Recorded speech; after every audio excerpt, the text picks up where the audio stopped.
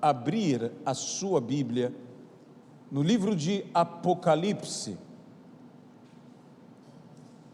Nós estamos lendo e buscando entendimento nas Escrituras Sagradas, estudando o livro de Apocalipse. Então, hoje, livro de Apocalipse, no capítulo de número 4. Por favor, abra a sua Bíblia em Apocalipse, capítulo de número 4. Antes, oremos ao Senhor. Amado e querido Deus, ajuda-nos aqui. Fala aos nossos corações, aos nossos entendimentos.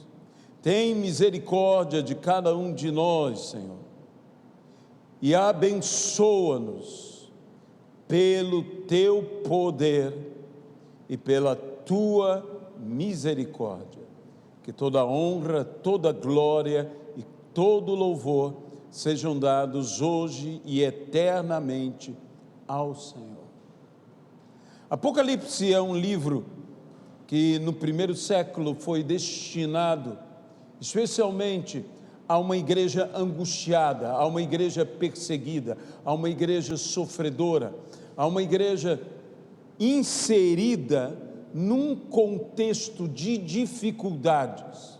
Então ele é um livro encorajador e, como o próprio livro diz, revelador, mas revelador da pessoa de Cristo, de tal maneira que quando nós temos a revelação de Cristo, temos a solução do problema. Temos buscado trazer uma interpretação no que chamamos de uma teologia prática, não tão preocupado, às vezes, com aspectos, chamarei eu assim, mais obscuros, mais enigmáticos, mas trazendo uma palavra prática, uma palavra para a nossa vida, uma palavra que edifique, uma palavra que encoraje, uma palavra que conforte, uma palavra que discipline. Nós buscamos exatamente trazer esse tipo de interpretação. Vimos a introdução de Apocalipse e a apresentação de um Cristo glorificado, bem como as 7 cartas às 7 igrejas da Ásia Menor. E terminado isto, na visão de João, que o Senhor lhe concedeu, ele tem a revelação do trono de Deus. Perdoe-me. Onde é a introdução àquilo que nós chamamos da abertura dos selos. É introduzido tudo através do capítulo 4 e o capítulo 5 e começa então a abertura de cada selo. No capítulo 4, que é o capítulo que nós leremos, é a visão do trono de Deus. Não importa o desafio que tenhamos, saiba do seguinte: Ele está no trono. É importante termos a consciência que o Senhor está no trono e permanece no trono, e tem poder e autoridade e governa soberanamente. E termos consciência da soberania de Deus, que está acima de todas as nossas dificuldades, de todos os nossos problemas, de todas as nossas aflições, de todas as nossas angústias. Ele está no trono, e há um trono esperando por você também. Assim está escrito: depois destas coisas olhei, e eis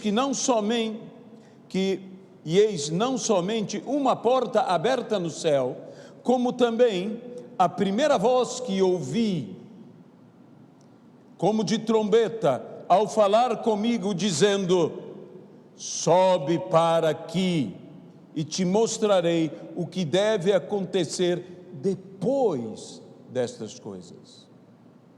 Imediatamente eu me achei em espírito, e eis, armado no céu, um trono, e no trono alguém assentado.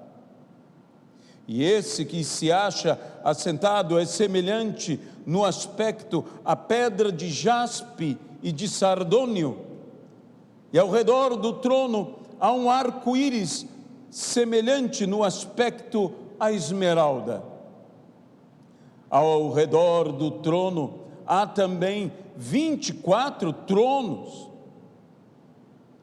e assentados neles 24 anciãos vestidos de branco, cujas cabeças estão coroas de ouro. Do trono saem relâmpagos, vozes, trovões, e diante do trono ardem 7 tochas de fogo, que são os 7 Espíritos de Deus. Há diante do trono como que mar de vidro, semelhante a cristal, e também no meio do trono e à volta do trono, 4 seres viventes, cheios de olhos, por diante e por fora. Por diante e por detrás.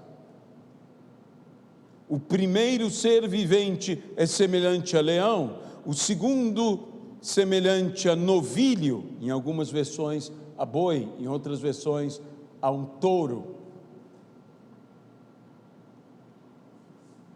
O terceiro tem rosto como de homem, e o quarto ser vivente é semelhante à águia, quando está voando. E os 4 seres viventes, tendo cada um deles, respectivamente, 6 asas, estão cheios de olhos ao redor e por dentro, e não têm descanso, nem de dia, nem de noite, proclamando: Santo, Santo, Santo é o Senhor Deus Todo-Poderoso, aquele que era e o que há de vir.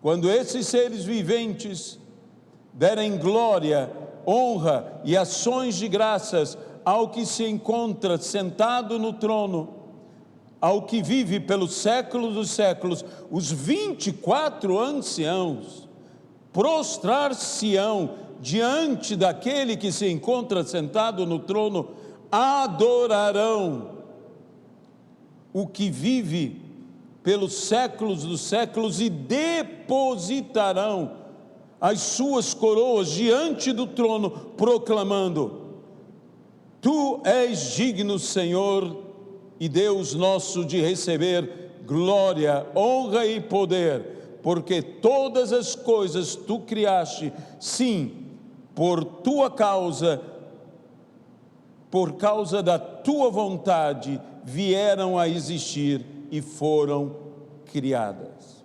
Que Deus abençoe a sua palavra em nossas vidas, no nome de Jesus Cristo.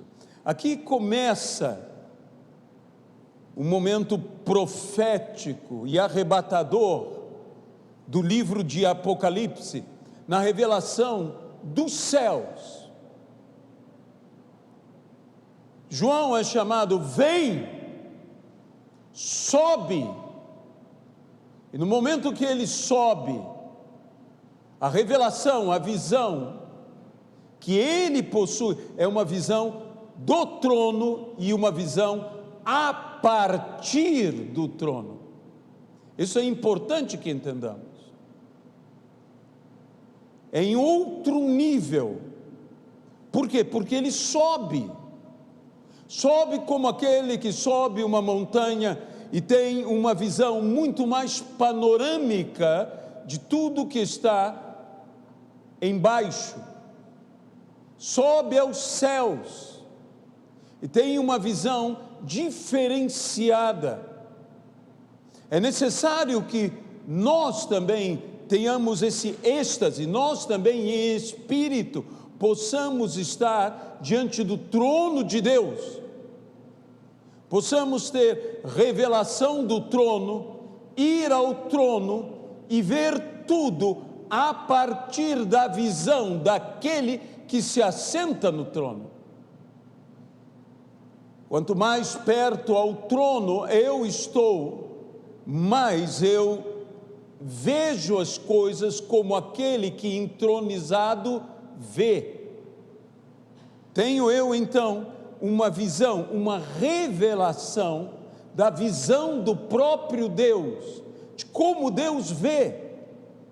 Quão importante é que nós possamos, eu usarei uma expressão que não é perfeita, mas espero que você entenda, alinhar a nossa visão com a visão de Deus, enxergando como Deus enxerga e buscando interpretar e entender como Deus interpreta e Deus entende. Às vezes nós estamos muito cheios de nossa visão, nossa maneira de ver. Por quê? Porque nós nos posicionamos em tal lugar e dali vemos e dali temos a nossa compreensão a partir do lugar onde estamos, mas é chamado, vem. Uma coisa me chama a atenção.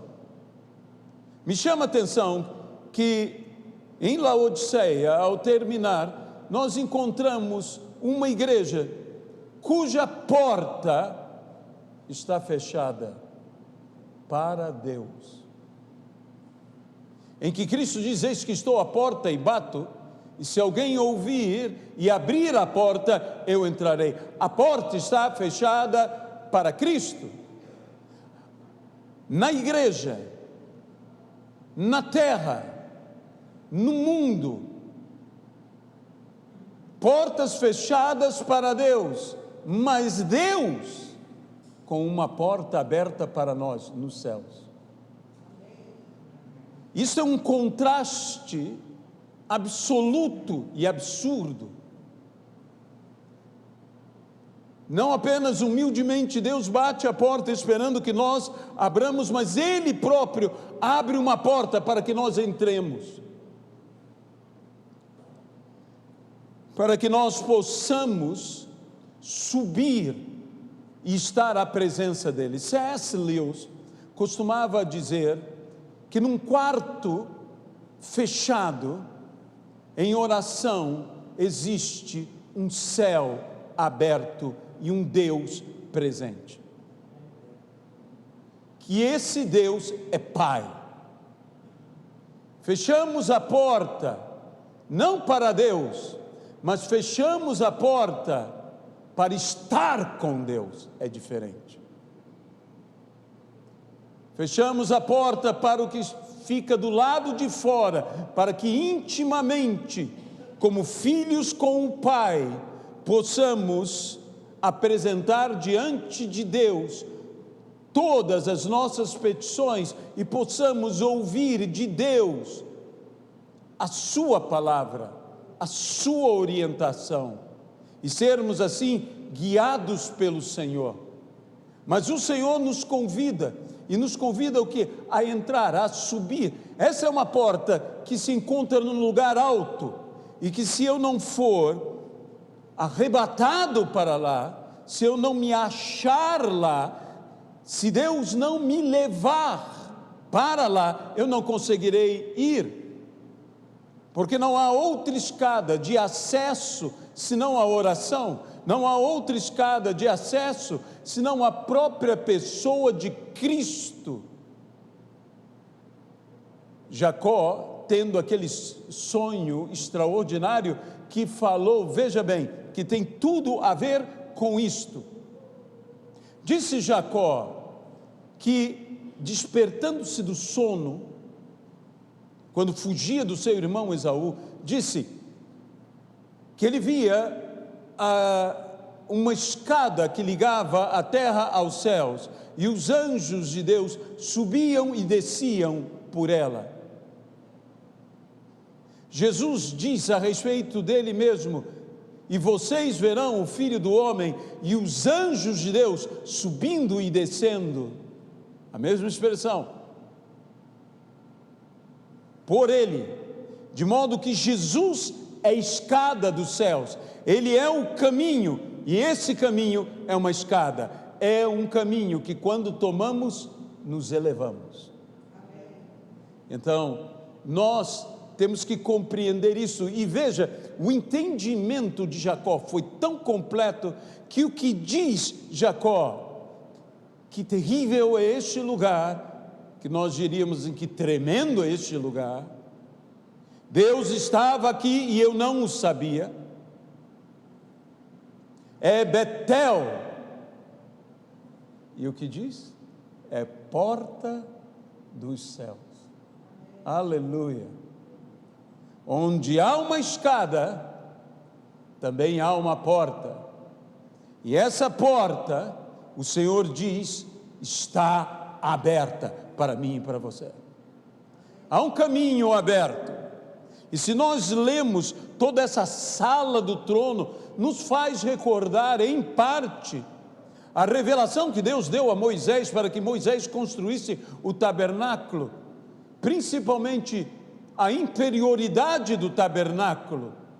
Lembre-se que havia um candelabro de 7 braços, um grande candelabro, e que ali o azeite queimando, havia o fogo, a luz na casa do Senhor, a lâmpada da casa do Senhor, o candelabro da casa do Senhor, que não podia se apagar.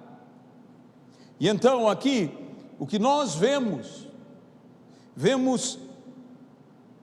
exatamente os 7 espíritos, o trono. Sabe que a arca da aliança, a arca do pacto, e está muito evidente a ideia de aliança, de pacto, de comprometimento.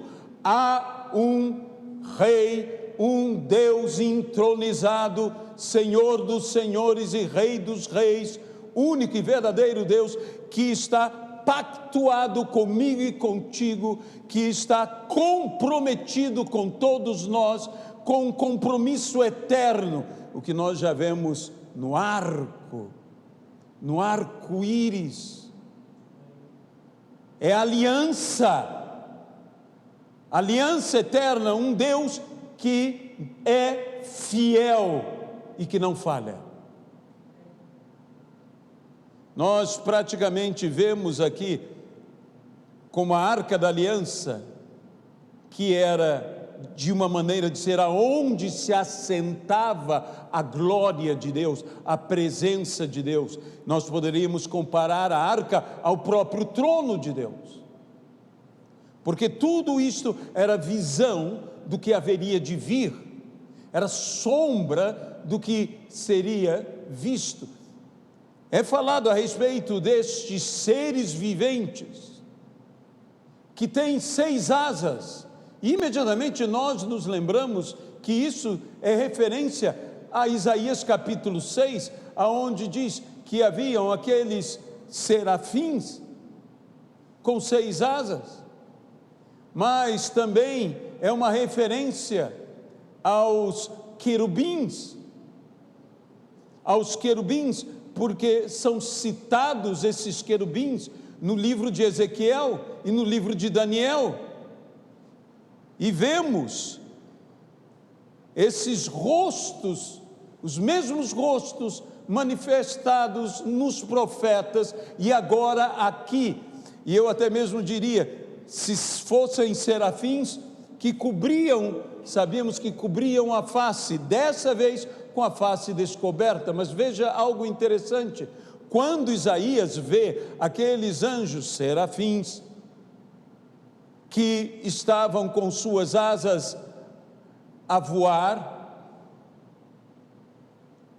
diz a palavra que eles cantavam o mesmo cântico, séculos e séculos: Santo, Santo, Santo é o Senhor Deus Todo-Poderoso, aquele que era, que é e que há de vir. E depois de tantos séculos, eles continuavam, diz, não tem descanso. eles continuam incessantemente. Deus é tão santo que proclamar a sua santidade é uma proclamação eterna, é sem fim.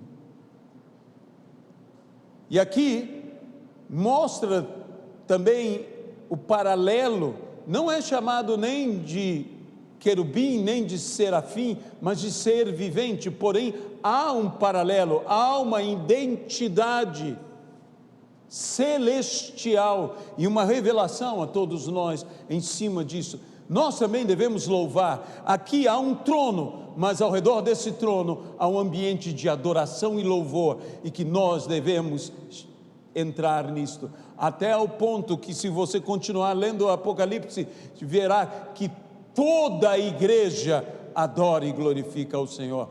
E na representação dos 24 anciãos, nós temos todo o povo de Deus, 12 filhos de Jacó, as 12 tribos de Israel e os 12 apóstolos, o velho e o novo pacto presente diante do Senhor, e o Senhor está comprometido com todas as suas promessas bíblicas para as nossas vidas, que Davi diz: cumpra-se em mim segundo a sua palavra, segundo a multidão das tuas promessas.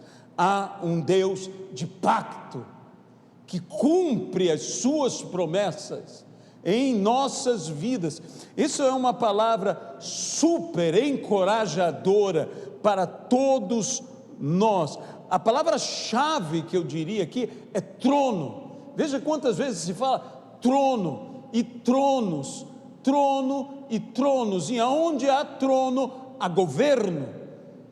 É o reino de Deus, é o reino dos céus, é o Rei dos reis, é o Senhor dos senhores, é o Todo-Poderoso, e que nós devemos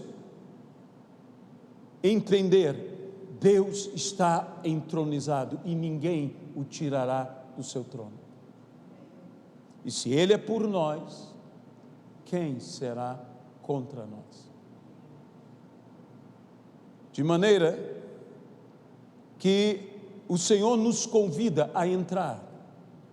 Lembre-se que havia um grande impedimento a entrar no Santo dos Santos, era o véu. Era algo fino, mas um obstáculo intransponível, até quando Jesus morre na cruz e rasga de alto acima, de alto a baixo, perdão, é rasgado o véu, o caminho está aberto. E aqui diz que não apenas está aberto, que Ele nos convida: vem. Jesus nos convida: vinde a mim todos que estáis cansados e sobrecarregados, e eu vos aliviarei. Tomai sobre vós o meu jugo e aprendei de mim, que sou manso e humilde de coração, e achareis descanso para as vossas almas. Eu digo que numa jornada difícil, alívio é algo bom, mas descanso é algo melhor. Quando eu tenho alívio, eu consigo ir um pouco mais à frente, mas quando eu tenho descanso, eu consigo chegar até o fim. E nós precisamos tanto de alívio quanto de descanso. O alívio Ele nos dá prontamente, mas o descanso Ele nos dá na medida que aprendemos dEle e que nos identificamos com Ele. Aprendei de mim, aprendei comigo. Sejamos nós imitadores do Senhor. Em tudo aqui há revelação do Senhor. A revelação dos 7 Espíritos, da sétupla manifestação do Espírito Santo, como diz no livro do profeta Isaías: Espírito de sabedoria, Espírito do Senhor. E nós já analisamos isso, já vimos isto aqui anteriormente. A revelação de Jesus que Ele é Espírito, que Ele é sempre terno, sempre eterno, soberano, sendo Deus de poder, todo-poderoso, imanente em sua criação, se revelando em toda a sua criação, é santo, e sumamente santo, e tudo em sua casa tem que ser santo. Deus é santo, e Ele não aceitará nada menos que santidade. Transcendente e majestoso, fonte de vida, Criador e sustentador da vida e de tudo que criou. Esse é o Jesus que nós devemos ter bem claro que Ele é por nós. O Deus que é por nós, o Deus que está no trono, o Deus que nos fará chegar aonde temos que chegar. Depois destas coisas, é o que vem. Começa a profecia. Ele estava falando das coisas que são, o estado da igreja, mas ele está dizendo o que vem. Os selos que serão abertos, as taças que serão derramadas, as trombetas que serão tocadas. Essa visão do trono de Deus, como eu disse, faz lembrar o interior do tabernáculo. E o tabernáculo é uma visão dos céus. A Bíblia diz que Deus está entronizado entre os querubins. E veja, esses seres são tão interessantes. Apocalipse é a revelação de Cristo, então até mesmo nisso, nos 7 Espíritos, nas 7 chamas, nós temos uma revelação da pessoa de Jesus. No trono nós temos uma revelação da pessoa de Jesus.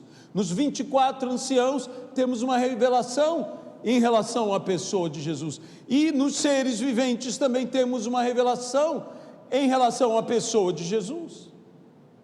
O primeiro deles é o leão. Dizem até mesmo que nós podemos identificar esses 4 seres com os 4 evangelhos: Mateus, Marcos, Lucas e João.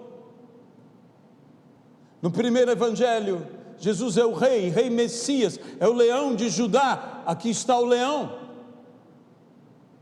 No segundo evangelho, ele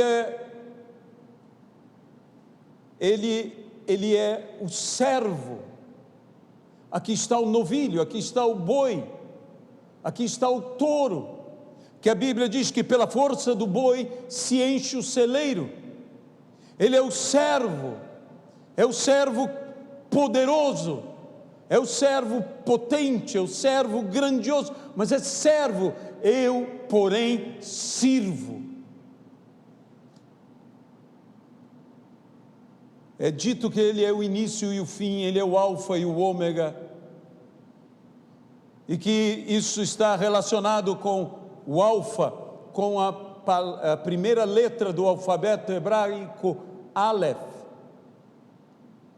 E na forma mais rudimentar, mais primitiva da escritura do alfabeto hebraico, o Aleph são os chifres de um boi, e é, por ser a primeira letra, a representação da liderança, porque biblicamente líder serve.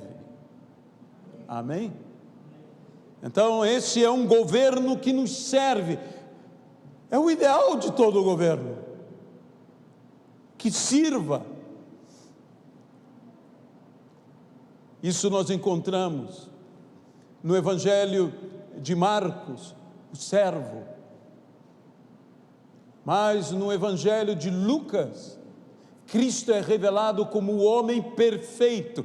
Veja, o terceiro rosto de um homem. Toda a inteligência, até mesmo simpatia, empatia, do que é característica o homem, verdadeiro Deus, Jesus Cristo, revelado a nós. E por fim, Ele é o Verbo.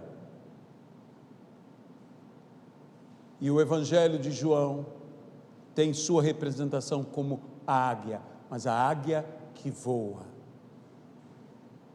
Ele não é uma águia aninhada, ele não é uma águia no chão, ele é uma águia voando. O seu rosto é como de águia voando. Tem a visão extraordinária. A águia tem uma visão tão extraordinária que ela é capaz de focar mais de uma coisa ao mesmo tempo. Ela pode estar vendo uma presa e vendo outra presa, e ela não perde o foco. Ela tem uma visão quase que total. A águia, quase que literalmente poderíamos dizer, enxerga praticamente as suas costas. Uma visão que enxerga ao longe.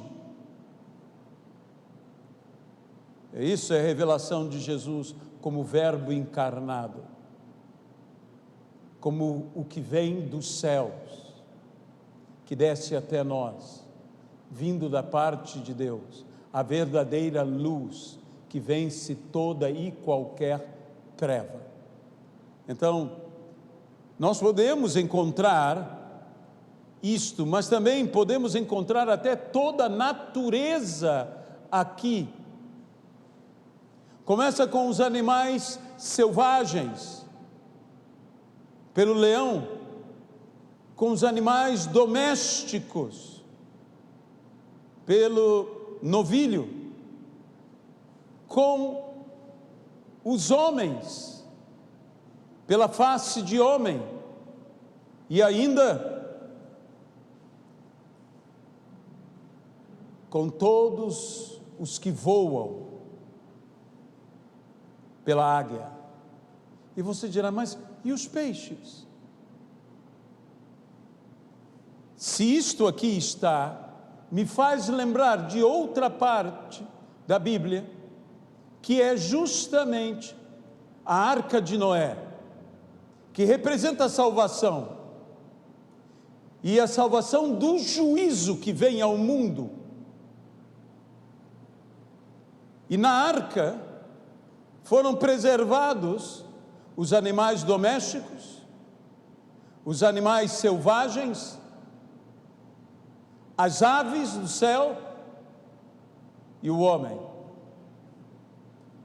Tudo isso foi preservado dentro da arca. E por que os peixes não foram levados? Porque o elemento que trazia juízo ao mundo era o elemento que os peixes viviam, de modo que era juízo para todos. Para os peixes, simplesmente era mais um dia comum, era bênção para os peixes, porque para peixe, quanto mais água, melhor, mais do seu domínio, de modo que os peixes não sofrem juízo, como todo o restante da criação sofreu, porque o juízo veio por água. Mas, deixe-me dizer um outro detalhe, como a memória, o arco do Senhor, e não mais eu ferirei ao mundo com água, mas quando nós lemos, vemos que o mundo será e sofrerá o juízo pelo fogo, e assim como o que era o elemento natural dos peixes, era a água, o elemento natural nosso é o fogo, porque diz aos seus ministros, ele os faz labaredas de fogo, de modo que o fogo não nos pode tocar, porque é o nosso elemento natural, é o nosso elemento natural, visto como o exemplo de Mesaque, Sadraque e Abdênego, lançados ao fogo, e esperando por eles na sua provação, o Senhor na fornalha. De modo que lançam 3 e de fato há 4, porque antes que eu entre na minha provação, Deus já me espera dentro da minha própria provação. Quando eu entro na fornalha, já há na fornalha me esperando o Senhor. E aí me torno como a sarça ardente, que posso arder, mas não me consumir, que Deus nos preserva. Esta é uma palavra de ânimo como nenhuma outra. Uma palavra que diz: vocês conseguirão. Há um mar como de cristal, que separa, que está ao redor do trono, que separa. Existe um mar nos separando, mas quando nós vamos para Apocalipse 21:1, nós vemos que não há mais mar nenhum. A separação, que é um mar de separação, é removida. O nosso destino não é ver de longe, o nosso destino é estar perto, é ter intimidade com Deus. Cristo, que removeu o que nos separava, Cristo que nos reconcilia e reconciliou com Deus nessa corte celestial, nessa maravilhosa corte celestial. Sabe, vejo por esse texto que Deus não apenas nos abre janelas nos céus, mas também portas. Nós estamos muito pedindo ao Senhor que nos abra portas na terra.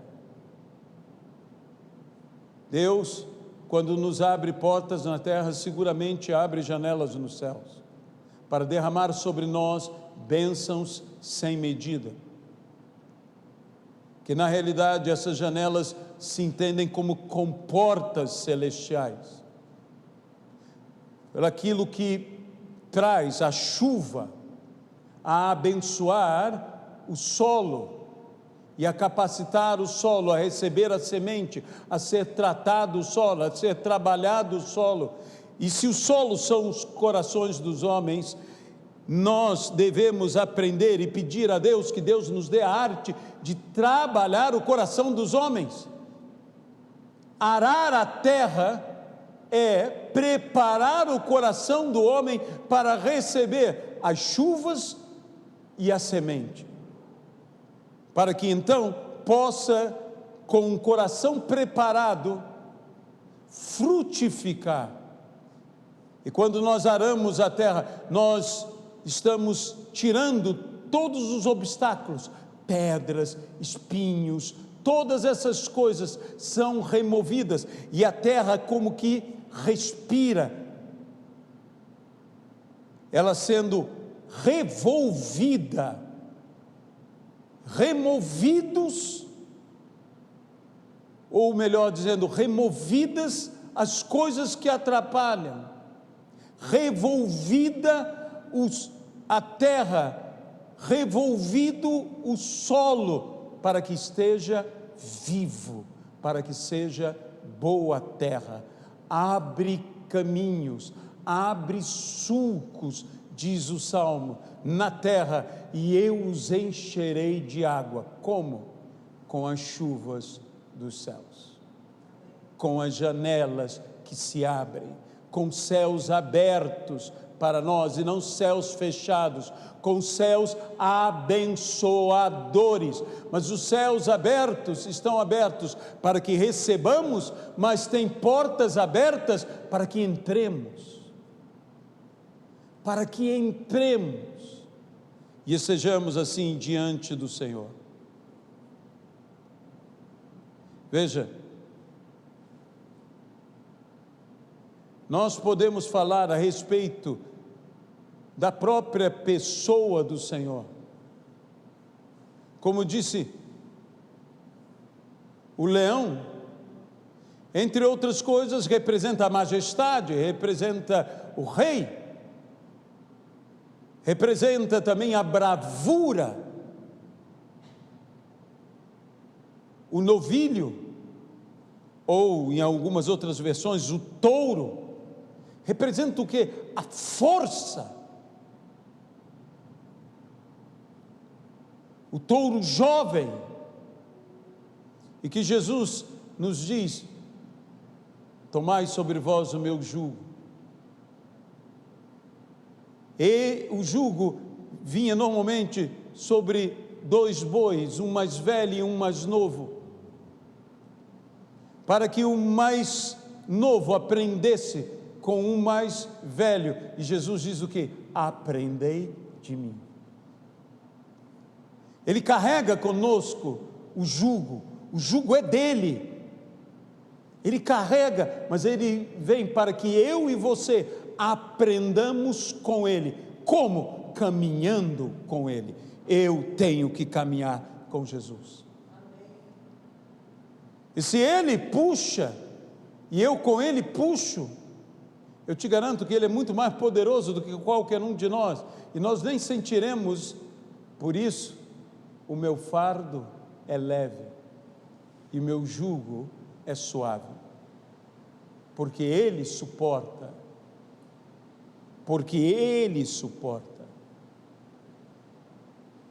Agora, eu quero completar essa ideia com uma das coisas que para mim é mais importante quanto aos 24 anciãos, veja, entronizados e coroados com coroas de ouro. A coroa representa vitória. Combati o bom combate, completei a carreira e guardei a fé. Guardei a fé, então estou pronto a receber a coroa. Quando somos coroados, somos identificados como vencedores. A palavra do Senhor mesmo nos diz: todos correm, mas só um leva a coroa. Quem leva a coroa é o vencedor. Quando estamos coroados, não é que iremos vencer, já somos vencedores. E se já somos vencedores, para vencermos, temos que almejar nos tornar de vencedores em mais que vencedores. É isso que nós precisamos, de vencedores nos tornar mais que vencedores. Mas esses 24 anciãos que representam o reino de Deus, que representam o povo de Deus, que podem ser seres celestiais, amém? Mas que aqui encontramos uma referência clara às 12 tribos e aos 12 apóstolos, a velha aliança e a nova aliança, ao reino de Deus, ao eterno povo de Deus, tanto no velho pacto quanto no novo pacto. E veja o que eles fazem. A maior honra nos céus não está, ouça-me bem, não está em sermos entronizados, nem está em sermos coroados, mas em sermos entronizados, sairmos dos nossos tronos e nos prostrarmos diante do Rei da Glória. Essa é a grande honra. A honra não é sentar no trono, a maior honra é estar prostrado diante de Deus. Essa é a grande lição. Os homens buscam tronos, mas Deus busca servos bons e fiéis, adoradores que o adorem em espírito e em verdade. Quando formos capazes de abdicarmos, digamos, do nosso trono e de nossa coroa, porque igualmente a maior honra não é ter a coroa na cabeça, mas é tirá-la da cabeça e depositar aos pés do Senhor. Porque os pés de Cristo são mais dignos das coroas do que as nossas cabeças são. Então, a maior honra é prostrar-se e remover a coroa, de modo que não importa quão grande, quão rica seja a sua coroa, eu sou coroado com um grande objetivo, e meu grande objetivo é depositar a coroa aos pés de Cristo. Quantas pessoas hoje não estão vendo porta em lugar nenhum? Quando o povo de Israel estava junto ao Mar Vermelho, que alguns chamam Mar de Junco, que é, digamos, a melhor tradução, inclusive. Quando alguns, como nós, estamos ali, cercados pelo fogo do Senhor, protegidos por Deus, mas também ao nosso encalço, os adversários, os inimigos, Faraó e seu exército. Nós não enxergamos saída. Nós não enxergamos saída simplesmente por um motivo, porque não há saída. Não pense que você conseguirá enxergar saída onde não existem saídas. Mas isso não é problema para Deus, porque onde não existe saída, Deus cria uma saída. Então há um caminho, há uma porta que será aberta.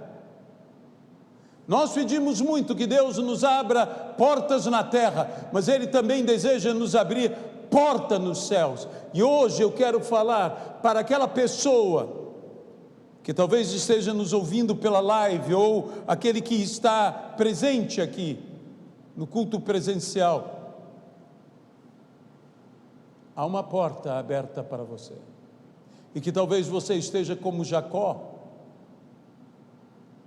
aflito, preocupado, fugindo. Quantos estão em fuga nesta vida? Fogem e não têm consciência de uma coisa, que Deus está mais perto de você do que você pode imaginar. Foi o que disse Jacó: Deus estava neste lugar, no lugar da minha fuga, no lugar que eu dormi, que usei como travesseiro uma pedra. Não deve ser algo muito confortável ter uma pedra como travesseiro. Se você não acha que seja uma coisa que possa machucar, experimente fazer uma guerra de travesseiros com pedras, que você verá que pedra não foi feita para ser um travesseiro, mas foi feita para ser um apoio, e foi feita para ser inclusive um esconderijo, foi feita para ser uma proteção. E se não existe conforto, existe esconderijo. E se não existe conforto, existe apoio. Se não existe conforto, existe proteção, e Ele está aqui.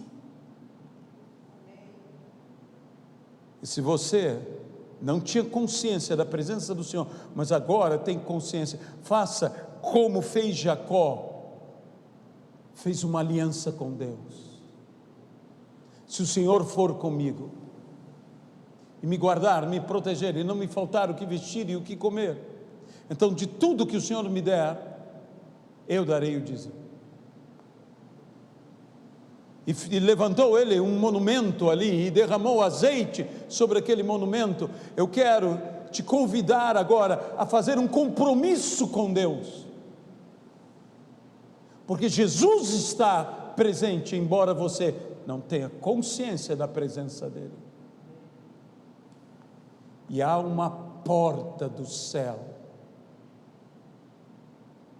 disse: é porta dos céus, e acrescentou: é casa de Deus.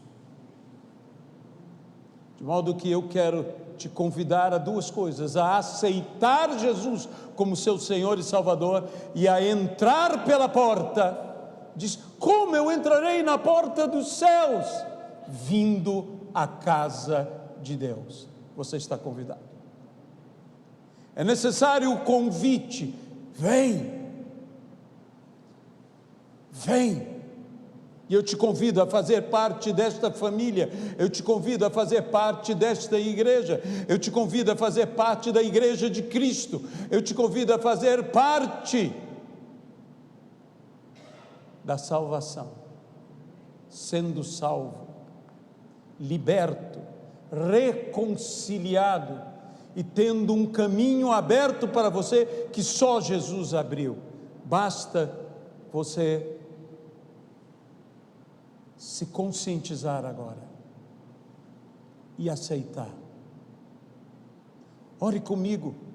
Senhor Jesus, eu entrego a minha vida ao Senhor e peço que o Senhor realmente possa me mover para junto de Ti.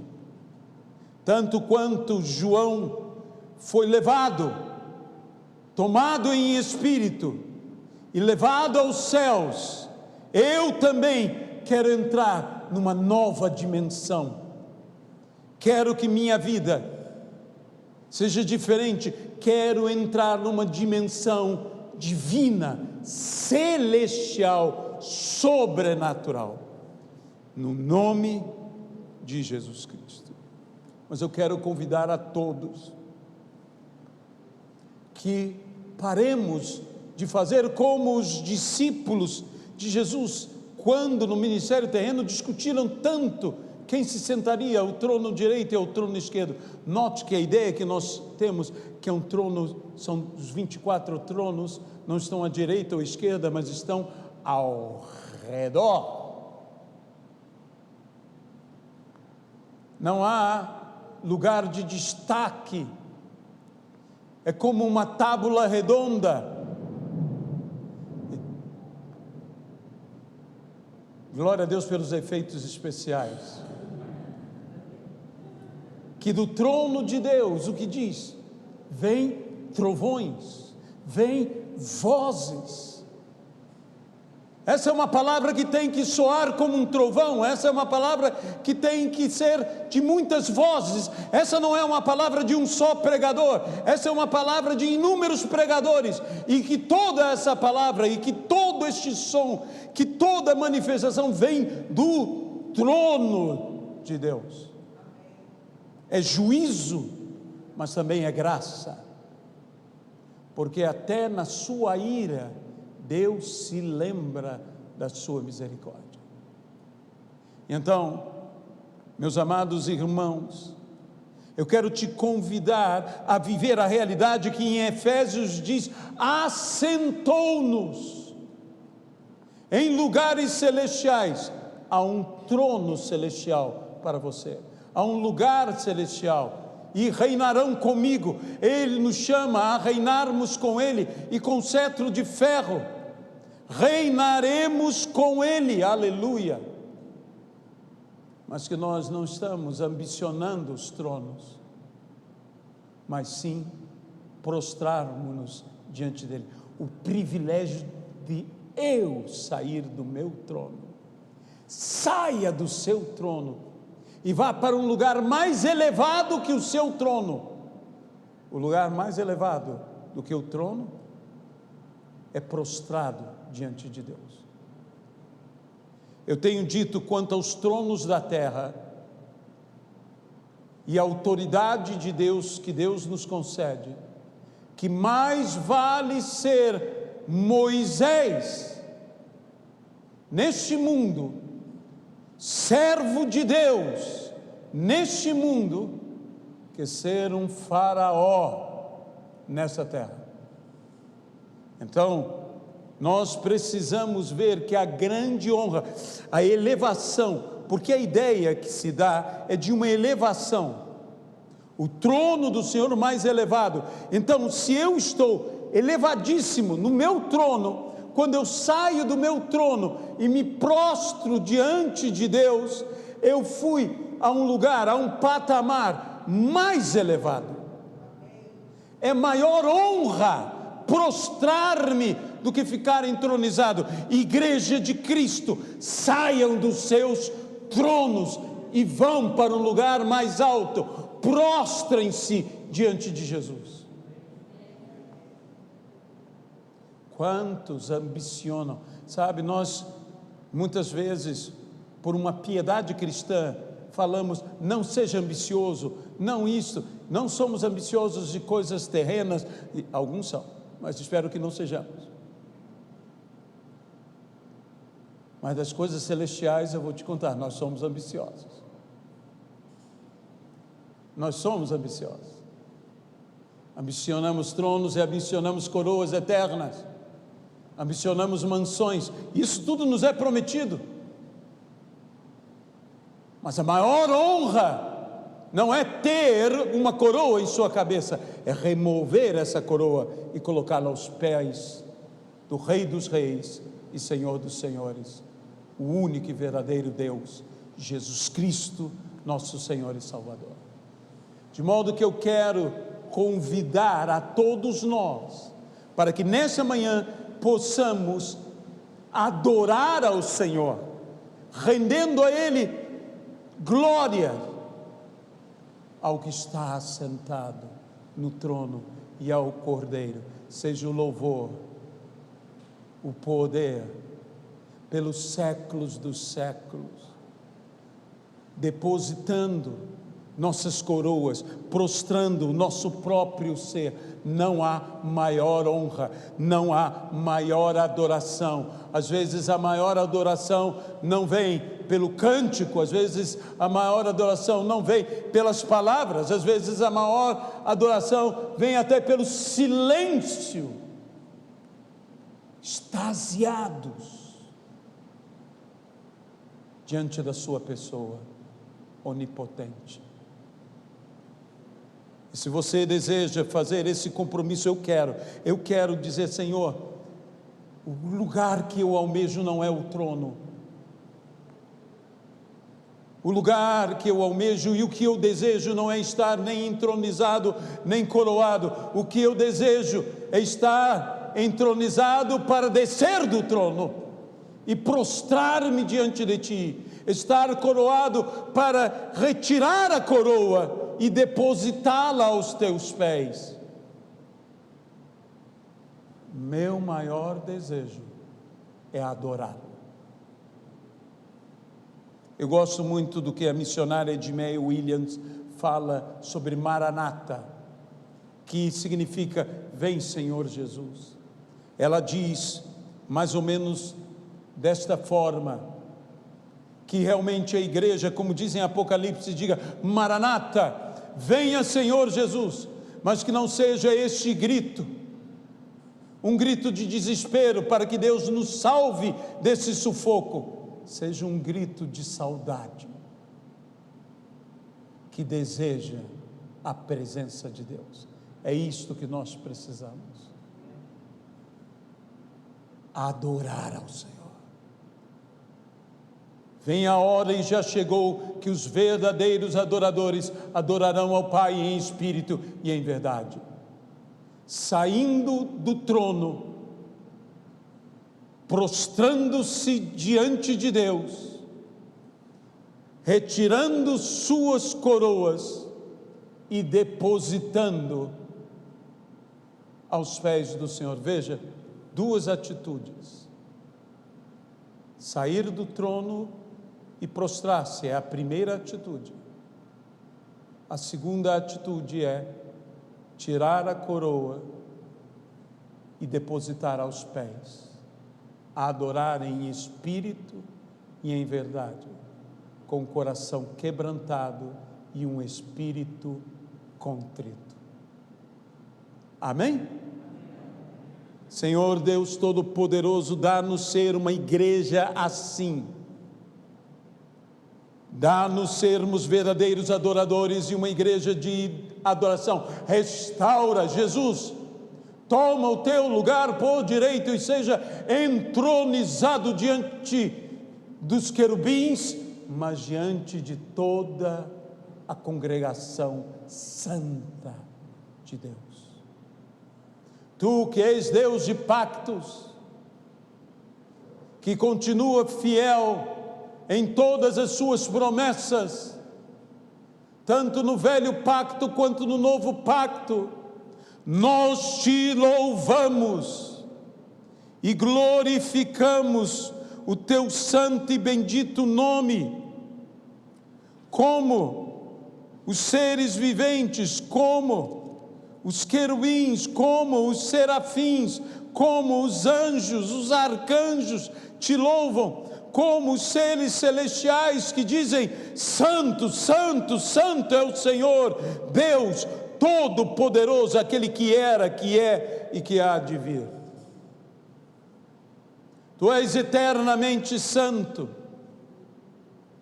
e essa santidade onipotente, plenamente santa, absolutamente santa, não nos deixa senão a obrigação de sairmos dos nossos lugares entronizados que estamos, coroados que somos, e nos prostrarmos diante do Senhor e depositarmos a coroa, perdemos a coroa para o Senhor, que merece toda a honra. Tu és digno, Senhor e Deus nosso, de receber a glória, a honra e o poder, porque todas as coisas tu criaste, sim, por causa da tua vontade vieram a existir e foram criadas. Nós te adoramos, no nome de Jesus Cristo. Amém e amém.